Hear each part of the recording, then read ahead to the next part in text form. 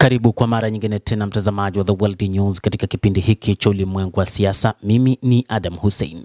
Rais wa Marekani anatishia kuilipua Iran na viongozi wake wote ikiwa kizuizi kitashindwa kuleta makubaliano. Rais huyo wa Marekani ambaye ameongeza muda wa makubaliano kwa muda usiojulikana hadi Tehran itakapowasilisha pendekezo la pamoja la kumaliza mzozo huo, amesema kwamba atailipua Iran na viongozi wake ikiwa itashindikana kufikia makubaliano. Nimewaagiza wanajeshi wetu kuendelea na vizuizi na kwa njia nyingine zote kubaki tayari na kuweza, na kwa hivyo nitarefusha usitishaji wa vita hadi wakati ambapo pendekezo lao litakapowasilishwa na majadiliano kuhitimishwa kwa njia moja au nyingine, Trump aliandika kwenye ukurasa wake wa Truth Social mnamo Jumanne. Mapema Jumanne, makamu wa rais JD Vance alitarajiwa kuongoza ujumbe wa Marekani mjini Islamabad pamoja na wajumbe wa Trump Steve Witkoff na Jared Kushner. Hata hivyo, safari hiyo ilisitishwa baada ya maafisa wa Iran kusema kuwa mazungumzo hayo hayana maana maadamu Washington inadumisha uonevu wake.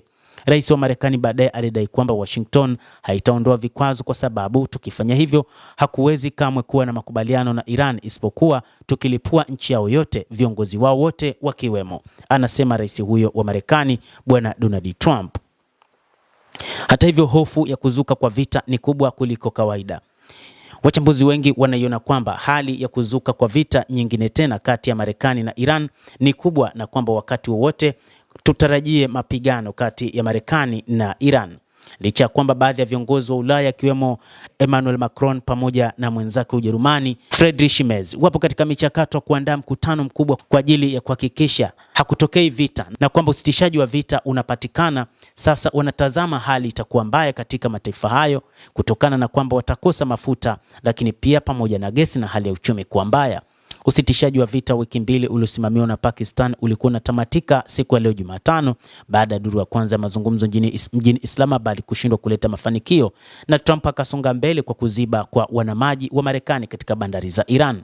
Spika wa bunge la Iran Mohammad Bagher Kalibaf alimshutumu Trump kwa kujaribu kubadilisha mazungumzo kuwa meza kujisalimisha au kuhalalisha uanzishaji upya wa vita, huku Rais Masoud Pezeshkian akisema wa Iran hawatakubali kulazimishwa, na waziri wa mambo ya kigeni Abbas Araghchi akitaja kuzingirwa kwa bandari za Iran kitendo cha vita na hivyo ni ukiukwaji wa usitishaji wa mapigano.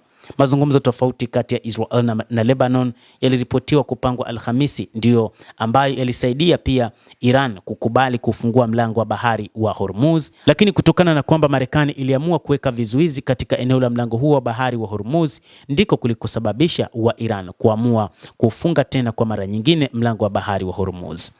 Mtazamaji, endelea kutufuatilia, lakini usisahau kulike, usisahau kucomment, kadhalika kusubscribe channel yetu hii ili upate habari hizi kwa mapana kupitia The World News. Jina langu ni Adam Hussein. Endelea kuwa nasi wakati wote, endelea kutufuatilia uyajue mengi yanayojiri duniani.